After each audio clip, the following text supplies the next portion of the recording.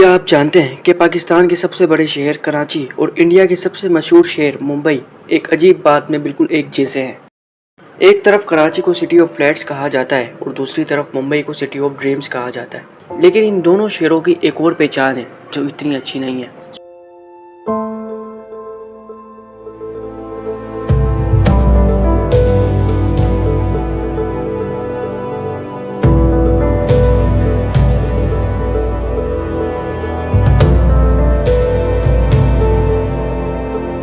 So what's up guys, क्या हाल चाल है आप सभी लोगों के। हर साल लाखों टन कचरा इन शहरों में पैदा होता है। जब बारिश होती है तो रोड्स पानी से भर जाती हैं, नालियां बंद हो जाती हैं और गंदा पानी सड़कों पर आ जाता है। इस वजह से इनका दूसरा नाम है गंदा शहर। अक्सर लोग समझते हैं इसके जिम्मेदार सिर्फ गवर्नमेंट है। कुछ लोग कहते हैं कि पॉपुलेशन ज़्यादा है इसलिए ये सब होता है, लेकिन आप क्या सोचते हैं ये कमेंट में बताएं। आखिर वो चीज़ क्या है जो कराची और मुंबई दोनों को इतना मुतासर कर रही है? जवाब है शापर, प्लास्टिक। जी हाँ, वही प्लास्टिक बोतल जो हम रोज़ इस्तेमाल करते हैं, वही शॉपिंग बैग्स जो हर दुकान से मिलते हैं, वही रेपर्स जो चिप्स और स्नैक्स के साथ मिलते हैं। हाँ बिल्कुल यही, जो मुंबई का समोसा हो या कराची की बिरयानी लेनी है आपको शापर में और साथ बोतल हो जाए तो क्या ही बात है। लेकिन एक छोटी सी शापर सिर्फ 10 मिनट के लिए यूज़ होती है, लेकिन वो इन्वायरमेंट में 100 से 500 साल तक मौजूद रह सकती है। और यही शापर आज साउथ एशिया के सबसे बड़े इन्वायरमेंटल क्रेज में तब्दील हो चुकी है। तो अब सवाल ये है, ये शापर और ये प्लास्टिक बोतल आखिर इतनी खतरनाक क्यों है? देखने में तो बिल्कुल नॉर्मल लगती हैं, हल्की हैं, सस्ती है, काम की हैं, लेकिन इस शापर के अंदर एक ऐसा राज छुपा है जो सुनकर आप हैरान हो जाएंगे। आप जानते हैं दुनिया में जो भी चीज़ बनती है वो किसी न किसी तरह ख़त्म होती है। लोहा घिस जाता है, कागज़ गल जाता है और कपड़ा टूट जाता है, लेकिन ये प्लास्टिक ये ख़त्म नहीं होता। जब आप वो शापर डस्टबिन में फेंक देते हैं या सीधा नाली में, तो फिर शापर एक लंबी जर्नी पर निकल जाती है। पहले वो सड़क पर जाती है, फिर बारिश का पानी उसे नाले में ले जाता है और फिर वो नाले से समंदर तक पहुंचती है और फिर वो वहाँ भी नहीं मरती। समंदर में ये प्लास्टिक छोटे छोटे पार्टिकल्स में टूट जाती है, जिन्हें कहते हैं माइक्रो प्लास्टिक्स। इतनी छोटी कि वो आँख से दिख भी नहीं सकती। ये माइक्रो प्लास्टिक फिर मछलियों के पेट में जाती है और वो मछली आपके खाने की मेज़ पर आ जाती है।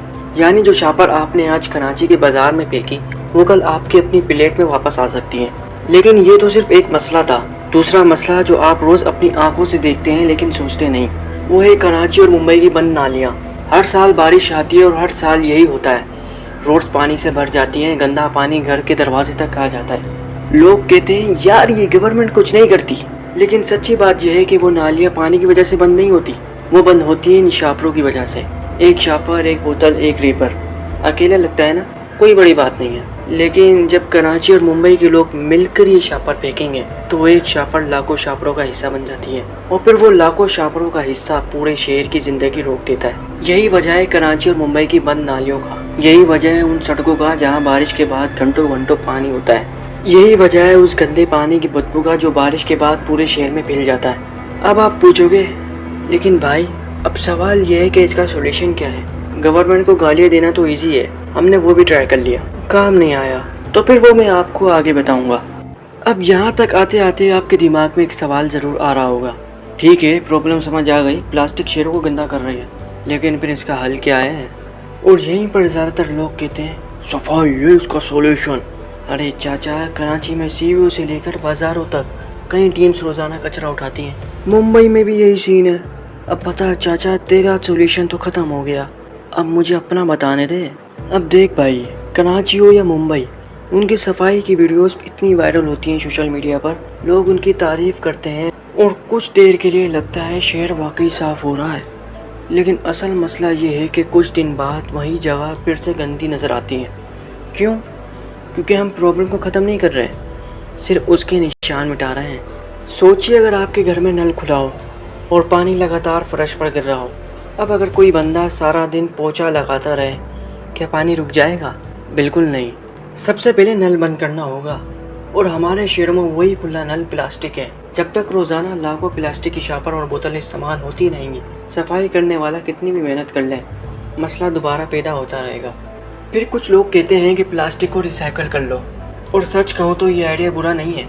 कराची और मुंबई में ऐसे लोग मौजूद हैं जो पुरानी प्लास्टिक से बेंचेस, टाइल्स और दूसरी चीज़ें बनाते हैं। ये काम कुछ हद तक मदद करता है, लेकिन पूरी प्रॉब्लम को ख़त्म नहीं करता, क्योंकि जितनी प्लास्टिक हर रोज़ मार्केट में आ रही है उसका सिर्फ एक छोटा सा हिस्सा ही रिसाइकल हो पाता है। बाकी प्लास्टिक फिर भी कचरों के ढेरों, नालों और समंदर तक पहुंच जाती हैं। کچھ لوگ ایک اور مشورہ دیتے ہیں، وہ کہتے ہیں پلاسٹک کو جلا دو۔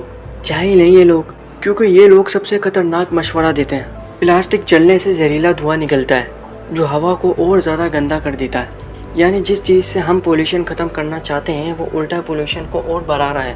اسی لیے دنیا بھر کے انوائرمنٹ ایکسپرٹس پلاسٹک جلانے کو بہت نقصان دہ سمجھتے ہیں۔ تو اب ہم آ گئے ہیں اس سوال پر جس کا جواب سن کر کچھ لوگ خوش ہوں گے اور کچھ لوگ ناراض ہوں گے، اور کچھ لوگ کہیں گے یار یہ تو ہمیں پہلے سے ہی پتا تھا۔ لیکن اصل بات یہ ہے کہ کسی چیز کا پتہ ہونا اور اس پر عمل کرنا دو بالکل الگ باتیں ہیں، کیونکہ اگر صرف پتہ ہونا ہی کافی ہوتا تو آج کراچی اور ممبئی کی یہ حالت نہیں ہوتی۔ اصل سولوشن اتنا آسان ہے کہ شاید اسی وجہ سے لوگ اس کو سیریس نہیں لیتے۔ پلاسٹک کا استعمال کم کرنا، ہاں اتنی سی بات۔ لیکن میں جانتا ہوں کہ اس وقت بہت سے لوگ سوچ رہے ہوں گے بھائی یہ کہنا آسان ہے، کرنا مشکل ہے، اور سچ کہوں تو یہ بات غلط بھی نہیں۔ کراچی میں گھر سے نکلو تو ہر دوسری چیز پلاسٹک میں ملتی ہے۔ ممبئی میں بازار جاؤ تو ہر دکاندار پلاسٹک کے بیگ پکڑا دیتا ہے۔ ایسا لگتا ہے جیسے پلاسٹک ہماری زندگی کا پرماننٹ حصہ بن چکی ہو۔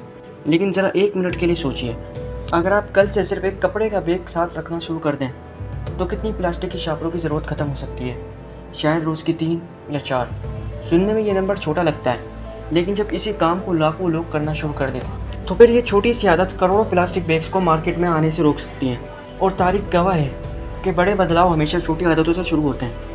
لیکن یہاں ایک اور بات ہے جو اکثر نظر انداز کر دی جاتی ہے۔ یہ مسئلہ صرف عام لوگوں کا نہیں ہے، یہ ان بڑی کمپنیز کا بھی ہے جو روز لاکھوں اور کروڑوں پروڈکٹس پلاسٹک میں پیک کر کے مارکیٹ میں بھیجتی ہیں۔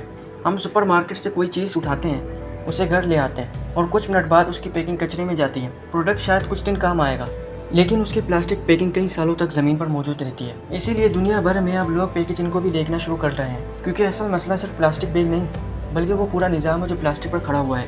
اور پھر ایک اور چیز شاید سب سے زیادہ اہمیت رکھتی ہے، بچے، کیونکہ آج ہم جو عادتیں اپنے بچوں کو سکھا رہے ہیں کل وہی ان کی زندگی کا حصہ بنے گی۔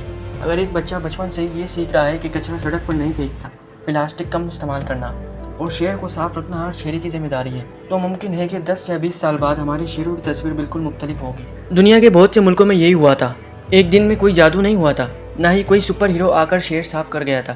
لوگوں نے اپنی عادتیں بدلیں، دکانداروں نے نئے طریقے آزمائے، اسکولز نے بچوں کو تعلیم دی اور دھیرے دھیرے پورا سسٹم بدل گیا۔